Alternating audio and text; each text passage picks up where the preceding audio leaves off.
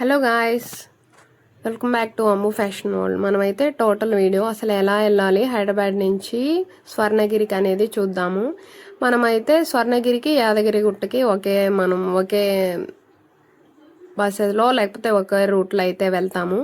మేమైతే ఫస్ట్ యాదగిరి గుట్ట అనుకుని మేము వెళ్ళాము, కానీ మేమైతే ఒక రాంగ్ చేసామండి. మేమైతే స్టార్ట్ అవ్వడమే మేము 11 అట్లా స్టార్ట్ అయ్యాము. యాదగిరి గుట్ట టెంపుల్ వచ్చి 1 కల్లా క్లోజ్ అని చెప్పారు. సో మేమైతే బస్ ఎక్కిన తర్వాత మాకు కండక్టర్ చెప్పిన తర్వాత మేము మధ్యలో దిగిపోయి స్వర్ణగిరికి వెళ్ళామండి. ఇట్లాగైతే మనం హైదరాబాద్లో ఉప్పల్ దగ్గర అయితే ఈ బస్ స్టాండ్ ఉంటుంది. మనం ఈ బస్ స్టాండ్కి వచ్చిన తర్వాత మనకి యాదగిరి గుట్టకి డైరెక్ట్గా వెళ్ళే బస్సెస్ అనేది అవైలబుల్గా ఉంటాయండి. తప్పకుండా మీరైతే బస్సులోనే వెళ్ళడానికి ట్రై చేయండి. ఎందుకంటే మినిమం బడ్జెట్లో వెళ్ళేసి రావాలి అంటే మనకు బెస్ట్ ఆప్షన్ వచ్చి బస్సెస్ అండి. మరీ అంత క్రౌడ్ కూడా ఉండదు. ఇట్లాగా ఈ బస్ స్టాండ్లో 5th నెంబర్ దగ్గర మనకి యాదగిరి గుట్ట బస్సెస్ అనేవి ప్లాట్ఫామ్ దగ్గర ఆగుతాయండి. మనకైతే పర్ హెడ్ వచ్చి 120 రూపీస్ ఛార్జ్ చేస్తారు. మనకి బస్సెస్ అనేవి మ్యాక్సిమం ఖాళీగానే ఉంటాయి. ఇదైతే వెళ్ళే రూట్ అండి. మనం హైవే ఎక్కిన తర్వాత ఇక్కడ ఫ్లైఓవర్ ఎక్కేస్తాము. ఇంకా తర్వాత అంతా కవర్ చేసుకుని యాదగిరి గుట్టకి ఇట్లాగా ఉంటుంది. ఇట్లాగా మనకు టోల్ దాటిన తర్వాత మనకు నియర్ ఒక 1.5 అవర్ జర్నీ పడుతుందండి. మధ్యలో మీరు స్వర్ణగిరికి వెళ్ళాలని చెప్తే మనకైతే డ్రాపింగ్ చేసేస్తారు. స్వర్ణగిరి దగ్గర దిగిన తర్వాత మనము ఆ హైవే ఉంది కదా, హైవే దాటి ఇటు సైడ్కి వచ్చినట్లయితే ఎక్కువ ఆటోస్ అనేవి అవైలబుల్గా ఉంటాయండి. మనం అక్కడే ఆటో స్టాండ్ అనేది ఉంటుంది, కానీ వాళ్ళైతే ఎక్కువ డిమాండ్ చేస్తారు. మీరు హైవే దాటి ఈ సైడ్కి వచ్చినట్లయితే మనకి వెళ్ళే ఆటోస్ ఉంటాయి. మీరు ఈజీగా వెళ్ళిపోవచ్చు. ఆ హైవే దగ్గర అయితే డిమాండ్ చేస్తారు.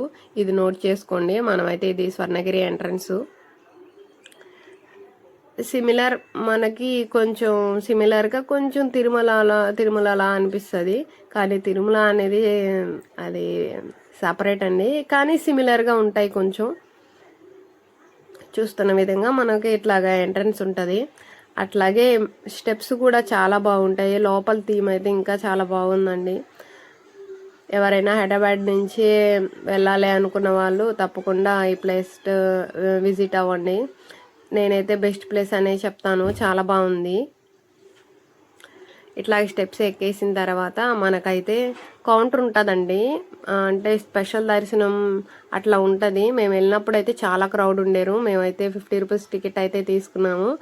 బట్ మమ్మల్ని ఫ్రీ దర్శనం వాళ్ళని ఒకే దాంట్లో కలిపేశారు క్యూ లైన్లో. కానీ ఎక్కువ క్రౌడ్ ఉన్నట్లయితే, కొంచెం పిల్లలు వాళ్ళు ఉన్నట్లయితే మటుకు మీరు టికెట్ తీసుకొని దర్శనంకి వెళ్ళడం బెస్ట్ ఆప్షన్ అని చెప్తాను. లోపలైతే మనకి ఫోన్స్ అయితే అలౌ లేదండి. మనం ఇక్కడ ఫోన్స్ డిపాజిట్ చేసేసి మనం లోపలికి ఎంటర్ అవ్వాలి. లోపల స్వామివారు చాలా ఎత్తుగా ఉంటారు.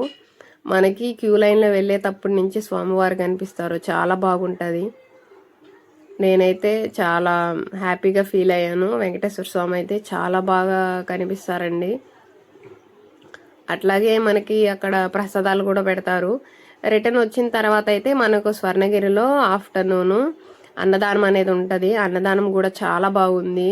వచ్చిన భక్తులందరూ అయితే ఫుల్గా తిన్నారు. ఇప్పుడు కనిపిస్తుంది కదా, అదైతే కళ్యాణ మండపం అని అయితే చెప్పారు. లోపలికి అయితే వెళ్ళలేదు, బయట నుంచి అయితే చాలా బాగుంది. చూసారా, అదంతా కళ్యాణ మండపమే అని అన్నారు. లోపలికైతే పోలేదు. మేము పర్మిషన్ ఇస్తారా లేదా అనుకుంటూ వచ్చేసాము. నేను మా తమ్ముడైతే వెళ్ళామండి. మా తమ్ముడు చాలా ఓపికగా నాకు చూపించాడు. దానికైతే నేనైతే చాలా హ్యాపీ అయ్యాను. మ్యాక్సిమం తమ్ముళ్ళు ఎవరు అట్లా తిప్పరు కదా, మా తమ్ముడు తీసుకెళ్ళాడు.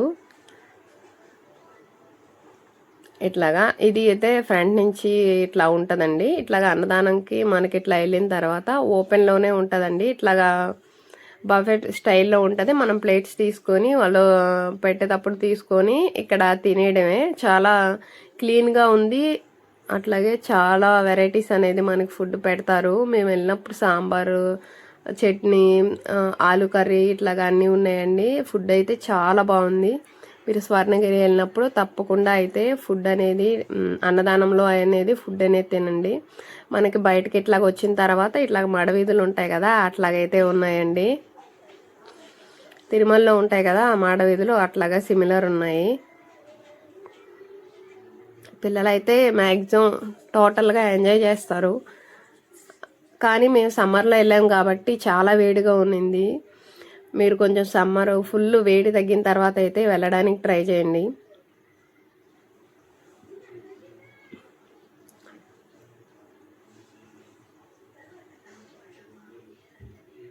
అలాగే స్వర్ణగిరి టెంపుల్ మాత్రం ఓపెన్లోనే ఉండింది. మీరు 11, 10 ఆ టైంలో స్టార్ట్ అయ్యేవాళ్ళు, యాదగిరి గుట్టకి స్టార్ట్ అయ్యే వాళ్ళు అయితే ఫస్ట్ ఈ స్వర్ణగిరి దగ్గర ఆగేసి చూసేసుకొని తర్వాత భోజనం అన్నీ అన్నదానంలోనే ఆఫ్టర్నూన్ అయిపోద్ది కాబట్టి నెక్స్ట్ తినేసిన తర్వాత 2 or 2:30కి అయితే మనం యాదగిరి గుట్టకి బస్సెస్ అనేవి ఉంటాయి. డైరెక్ట్గా ఇక్కడ నుంచి స్వర్ణగిరి నుంచి మనల్ని హైవే దగ్గరైనా దింపుతారు, లేకపోతే బస్ స్టాండ్ దగ్గరైనా దింపుతారు. బెస్ట్ ఆప్షన్ వచ్చి బస్ స్టాండ్ దగ్గర దిగండి. భువనగిరి దగ్గర అయితే మనకి బస్సెస్ అనేవి అవైలబుల్గా ఉంటాయి. లేదా మీరు భువనగిరి నుంచి యాదగిరి గుట్టకి వెళ్ళాలంటే ఆటోస్ కూడా అవైలబుల్గా ఉంటాయి. అక్కడ నుంచి ఒక 18 to 20 కిలోమీటర్స్ లోపే ఉంటుంది.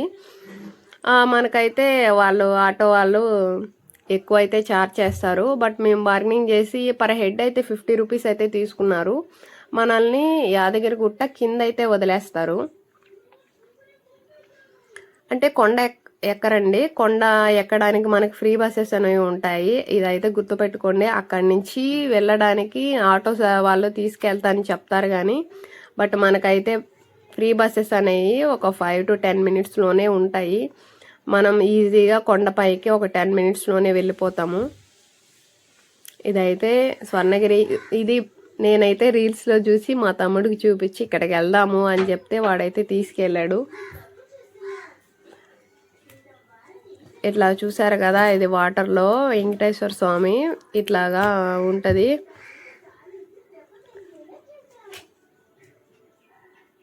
మీకు ఈ వీడియో నచ్చినట్లయితే ప్లీజ్ సపోర్ట్ మై ఛానల్. అట్లాగే నెక్స్ట్ వీడియో అనేది యాదగిరి గుట్టకి సంబంధించి అయితే పెడతాను.